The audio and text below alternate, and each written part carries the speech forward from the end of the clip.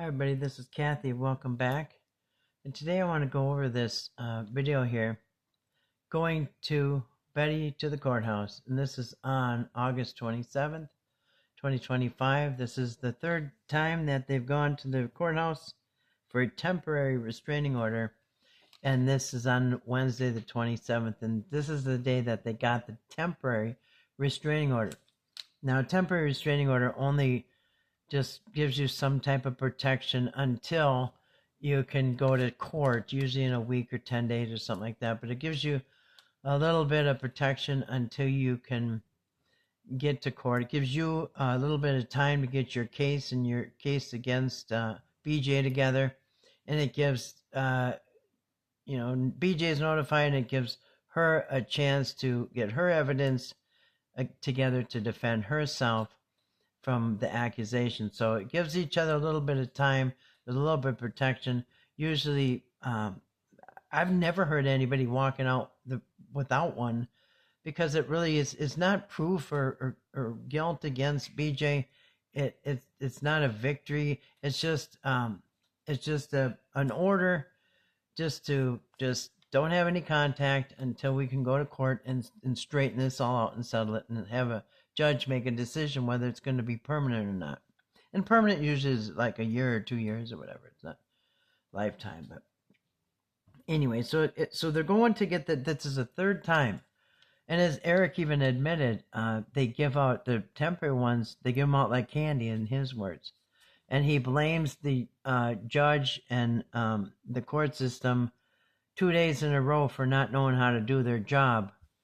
Because Monday, he brought Betty down on Monday, and the stories that Betty told, the judge said were too old. The magistrate said they're too old, the stories. They got to be newer than that. So Eric brings Tuesday, the next day, he brings Larry down there. And the only story Larry has is that his daughter BJ is blackmailing him that if he doesn't do what she says, she's gonna make false allegations against him. And he says, well, that's not, that's something that you're not going to get a restraining order for. Doesn't meet the qualification. So Wednesday, now they're back again. Now he's got Betty this time. And interesting, because Betty is only here because Eric has said on multiple occasions that if she doesn't get the restraining order against BJ and get her off the property, she doesn't get that new $1 million house, the log cabin in the woods and Amish and all that. So she's there basically as an ultimatum. She's not there because she wants to be, but if she doesn't go to the restraining order, Eric said, you don't get a house. So, and then Larry, poor Larry, he not only is BJ supposedly blackmailing, he told the judge BJ's blackmailing, but he's also being blackmailed by Patrick, because Patrick said, if you don't go down and get a restraining order against BJ, I'm going to show the police the footage of you stealing gas from my yard, and you're going to go to jail. So poor Larry, he's being blackmailed by Patrick and BJ. So anyway, neither one of them are going down to get a restraining order for the right reasons. Neither Betty nor Larry. But when they get down to the courthouse, the courthouse is going to be filled with Whitakers. You're going to have Betty down there. I think he said he brought Timmy. I can't remember. And Ray. I can't remember. I think he brought Timmy and Ray. Eric's claiming the whole household's getting beaten, bloody by BJ, and we need get protection, and these people are handicapped and they're being abused and all this stuff. So anyway, they're going down. This is the third try just to get a temporary order, just to hold them over. And the craziest thing is, they did get it issued a temporary, and they were issued a court date for 8 days from now, and that was September 4th. And guess what? After all this, Eric didn't show up. Not only did he not show up and they canceled the restraining order, but Eric flipped the script and told everybody, broadcasted it worldwide, that it was Betty's fault. She canceled it. And that's a lie, blatant lie. But now everybody on Eric's channel, most of the people are so angry with Betty, and it's all her fault. So anyway, this is just a sad story, but we're going to listen to her case on the way down. We're going to listen to all the horrible things that have happened to her, according to Eric, and see if she qualifies for this temporary restraining order.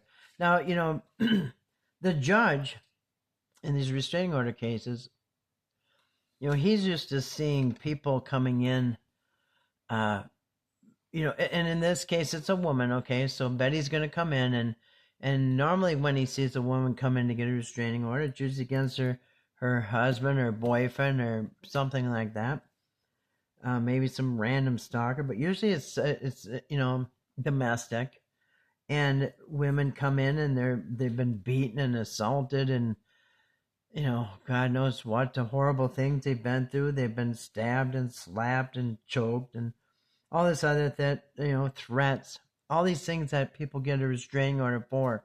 This is things that the judge hears all day, just horror stories. Children involved being threatened and taken and, abused and, fought over, and he's heard it all, I'm sure, whatever. The judges hear it all.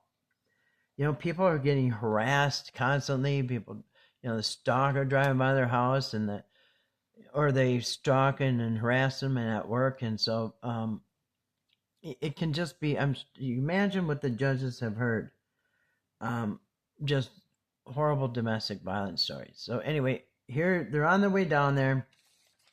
And that's why the first 2 times they got thrown out, because the judge probably thought this is such a waste of the court's time to be, bringing in stuff like that. So, but now the 3rd time they're going down there, they're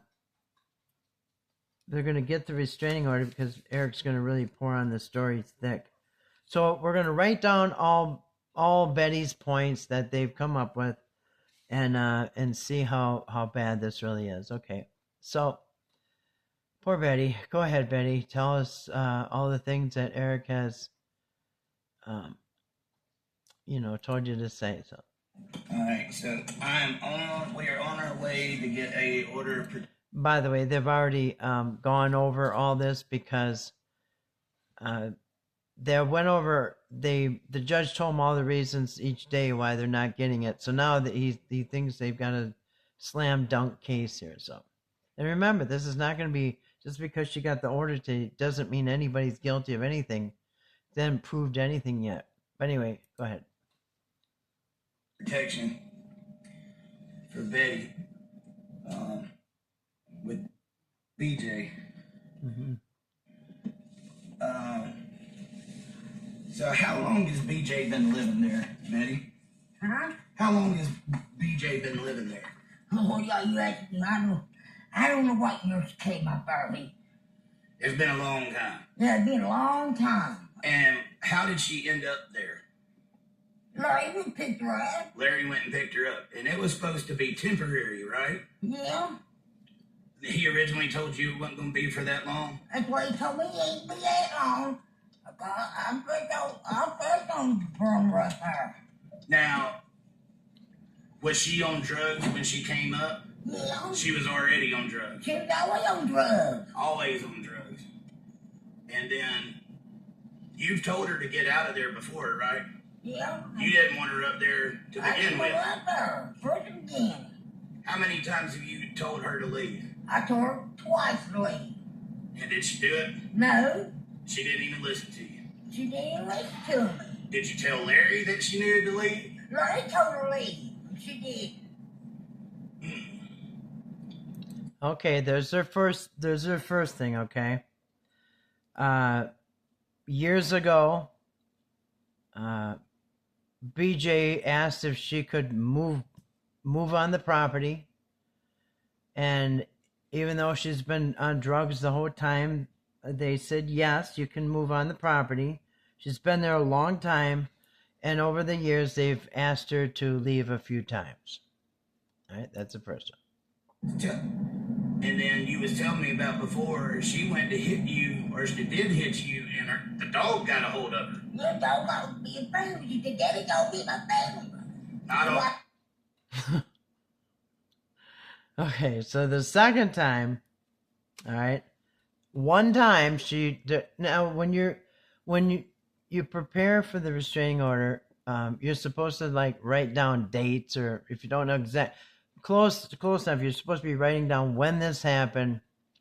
And anyway, so we're writing this down for her. So let's see. So one time the BJs went to go after Timmy, but the dog got a hold of her. All right. She went to hit Timmy, and the dog got a hold of her. Yep, the dog got a hold of him. Okay. Be a friend. You said, Daddy, don't be my friend. Not all. I told you, leave him alone. Not only that, she hit Timmy. Yeah. You said she hit Timmy in the head. In the head with you. She tore her shoe off. He came in the head. She did. Oh, look at Why him. did she do that? I don't know. She's got no reason to do that to Timmy. Timmy was sitting out there in the door. Him and the dog was. And Okay, so here's another one they got. One time, BJ took her shoe off and threw it and hit Timmy in the head. It was either in the yard or in the dark, one of the two. But nonetheless, she and nobody knows why. She doesn't know why. So that's it. Go ahead. Keep. she hit Larry. Yeah. And so what happened last night, guys, is I took Larry to get an order of protection. Mm-hmm. He scared of her, and I couldn't get any of this information out of him. I'm on my way now with Betty, and I've got this information, and we should be good to go. Wow. Okay, so far, she lived there a long time. They asked her to move a few times, and she didn't. One time, BJ was going after Timmy, and the dog got a hold of him and stopped it. Okay, he thinks he's really got a rock solid case here. And so far, and one time, BJ pulled her shoe off and threw it and hit Timmy near the dog, and it either in the yard or the dark. So BJ's gonna be this should be tomorrow. good. Anyway, He said this what should be happened last good. week. Do you know why she went to jail last week, Betty?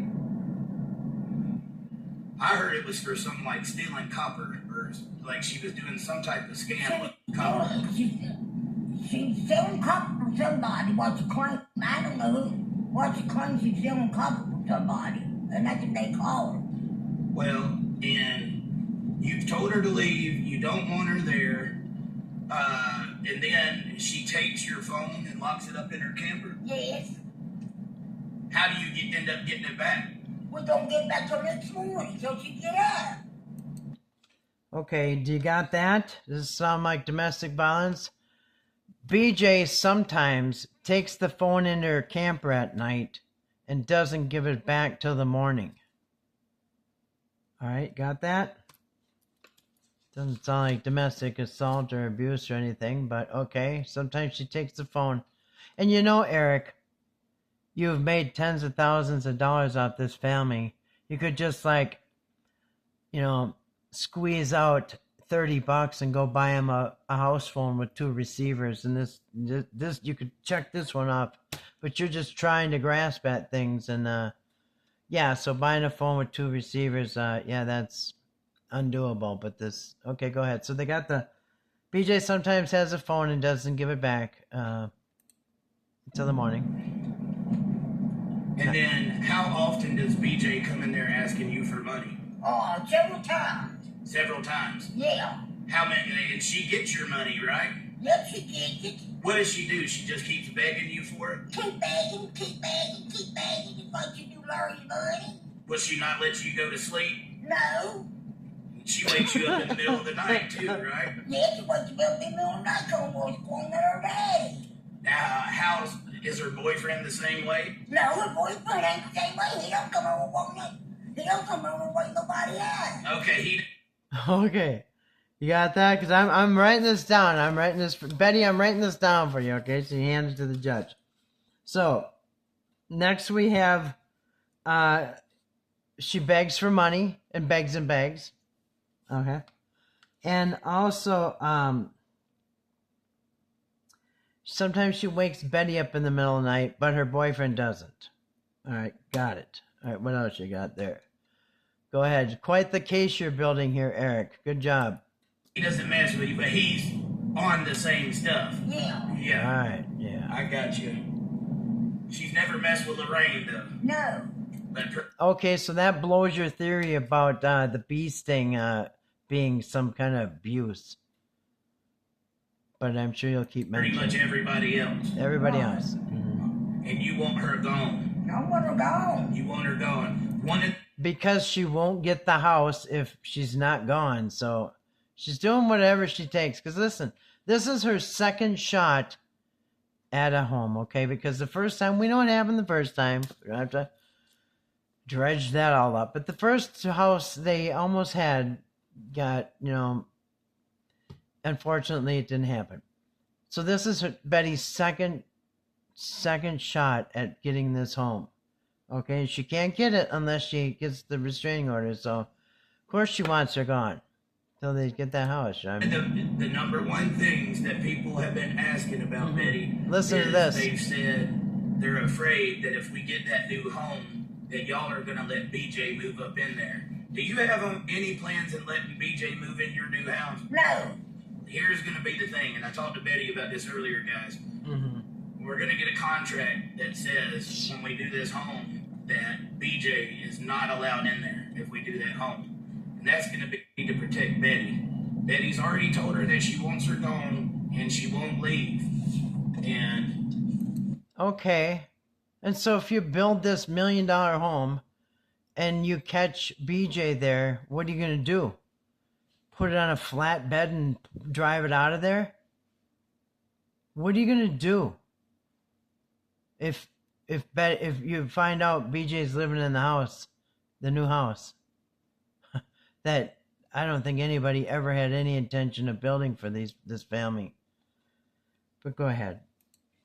Keep talking. She's threatened to beat you up before, right? No, I say. Oh, listen to this. What does she threaten to do? Like, how does she threaten? What does she say?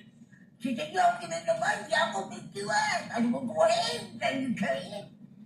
Okay. I laughed so hard when she said this. Okay, so BJ threatened to beat you up, huh? She said, "Yep, she did." What'd she say? She said, "Get out of my way or I'll beat you up."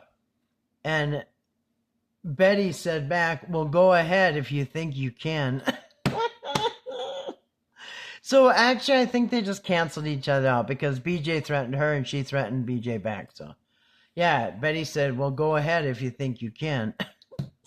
I love Betty. Anyway, so they just threatened each other. So I don't know.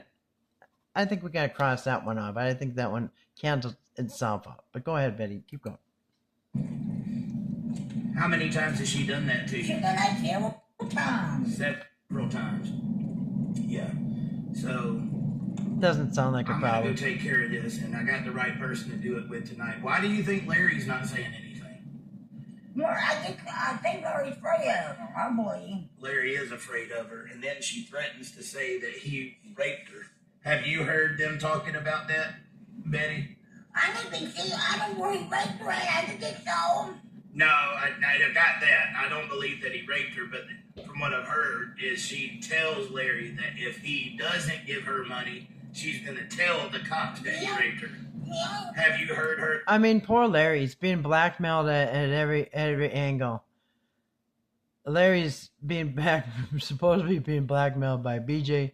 He's being blackmailed by Patrick. Poor guy. Anyway, go ahead. Threatened Larry about that? Yeah, I heard with Larry. Larry still come? Eric. Yeah. Okay, their father and daughter, they've had some problems. Get over it. I mean, any injuries, any police reports, you got nothing to bring to court. Some stories about everyday regular stuff that goes on in a family over time. You know what I mean? Any family you could go to, and every family would have a story about somebody threw a shoe at somebody. Somebody said, "Get out of my way," and the other one said, "What are you going to do about it?" This is not the same as... Anyway. Yeah, this is just nuts, guys. Yeah. It's nuts. It is nuts. Do you know how she ended up getting that money that Mark had raised? This has nothing to do I with do it. not know nothing about it. Oh, I love that. That money. I love that. He barely even got the question out, and she says, "I don't know nothing about it," asking about that money from Mark. This is so funny. You go, girl. Mark had raised. I do not know nothing about it. So, Although my house. I don't know nothing about it. No, I know. I said, Larry. I don't know. The money has nothing to do. This has nothing to do with anything. Okay, so the story is, and this is none of his business. What does the money have to do with domestic violence? It was, we all know what happened. It was a fundraiser. Money disappeared. And you're going to bring this up in court? I mean, this has nothing to do with domestic violence. So don't know what money's gone. Okay, she asked Larry, "Hey, you got any money left?" He said, "No, it's gone." End of story. Larry was staying right over. He thought it came from too. and that's a lot of money. What does that have to do with anything? Oh, yeah, a lot of money. You know what, though? It's not as much as you've taken from them, is it? I mean, how ironic. I know there was some improvements done to your house, but not that many improvements. What was okay, you know what, though, Eric? Not that many improvements. Are you kidding? Mark put on a new roof. He put on siding. He gave him some home improvements. He gave him money and didn't take any of it back because he wanted to be reimbursed for anything. I mean, just the nerve. The nerve. Mark didn't do that much. Well, what did you do, Eric? You came in and ripped their family apart. They have half the family they did before you showed up a month ago. Took all their money, destroyed everything. Had them file restraining orders on each other. Eviction notices. For what? Because she didn't give the phone, because she had the phone overnight? It boils my blood, but you know what? I'm so glad that he's being investigated. Thank God. A lot of money. A lot of money. A lot of money. Oh, you know what? I'm going to say this and I'm going to end this. We're going to finish up this, but before I forget, I just want to say something. He's got a lot of nerve talking about a lot of money being stolen. When the only one in this whole story today on the way to the courthouse to file abuse charges against BJ, you know what? The only one right now in this story that is, ironically, it's Eric is the one who's facing charges. He's under, well, I don't know about charges, but right now, the only one at this courthouse today who is facing charges against the Whitakers is Eric Carroll himself. And you know what else is ironic I thought about the other day? You know, he told Timmy to taught him how to call 911 when he sees BJ, but BJ has been there several times. And you know what? Timmy never called 911, but guess what? Ironically, also, the only one that Timmy's ever called 911 on is Eric Carroll. And the only one facing charges against the Whitaker, a crime against the Whitakers, is Eric Carroll. Well, Patrick too. But just ironic. He's the one being investigated for crimes against the Whitakers. Not BJ, not Betty, not Larry, but Eric Carroll is the one facing charges against the Whitakers. And Eric Carroll would have been more eligible for a restraining order to be put against him than anybody in that courtroom. And it's funny because every single Whitaker in that courtroom knew that the court date was on September 4th. Everybody but Eric. We're going to finish this up. There was some improvements done to your house, but not that many improvements. Eric, name off the ones that you did. How many thousands of dollars did you do to improve their house? None. Do you know where he was keeping it? See how ironic this is? Now he wants to know where the money was being hidden the whole time. Hidden, kept. This is none of his business. Nothing to do with the restraining order. Why is he so obsessed about this money? Where did that money go when he himself is being investigated for fraud for stealing from his family? And he's worried about where Mark's money went. I know it was in the camper. Did he have a safe or something? Disgusting. I don't know what he had over. Yeah, she don't know nothing, Eric. Shut up. Don't ever give anybody else that money again. Wow, how ironic. Says the guy who the police are investigating for stealing from her. The only one being investigated in this car right now is you, Eric, for stealing from Betty. So ironic. Well, you're not going to have to, because I'm going to keep the money. Oh, yeah. Did you hear that? Nobody's going to steal it because he's going to keep it. Don't ever give anybody else that money again. Well, you're not going to have to, because I'm going to keep the money for you. Did you hear that? I don't go. He's going to keep the money for you. Wow. Anybody else's house. No, I know you don't. I know you don't. Unbelievable. But, we'll talk some more about that here in a minute. We're about to pull up here to the courthouse, guys, and I just wanted you to hear it for yourself. She doesn't want BJ there. We've asked for BJ to leave. She's been served an eviction notice. But all of this stuff, like threatening to beat her up, hitting her, hitting Timmy, hitting Larry, this has all happened within the last few months. So if they don't give us an order of protection now, I'm about to scream it to the rooftops. So I'll get back with you guys when we get out of here. All right. Okay, so you heard it. Okay, so the BJ's been there for years, and they've asked her to move a few times, and she didn't. Okay, that's half of the kids that move back home with their parents, okay? Right now with the economy, there's a lot of kids move back home with their parents. And the parents sometimes wish they would move out, but they don't. That's not a reason for a restraining order. One time, BJ was going to hit. And you know what I noticed? There's not one incident where a hand was laid on Timmy.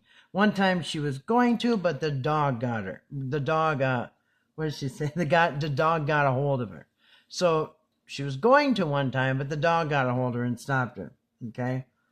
Still, didn't touch him. One time she took her shoe off and threw it, and it hit Timmy.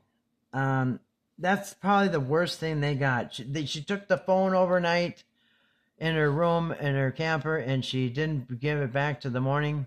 Maybe happened a few times. So what? That's every household who ever had a landline. Should we all get restraining orders because the kid kept the phone overnight? And you were ridiculous. Begs for money. Every kid begs for money from their parents. And if they beg, well, that's kind of on the parents, because you should have told them no the first time. And, that's usually a kid that begs long enough they get something. So what? She begs for money. Every kid does. Okay, sometimes she wakes up Betty in the middle of the night. But Betty never gets woken up by the, boyfriend, so that's good. And she also has to be here because if she doesn't do this, she won't get her $1 million home, her second chance at a new home. And also we learned that nobody touched Lorraine. So your bee sting theory is nonsense. All right. Thanks for listening. Peace.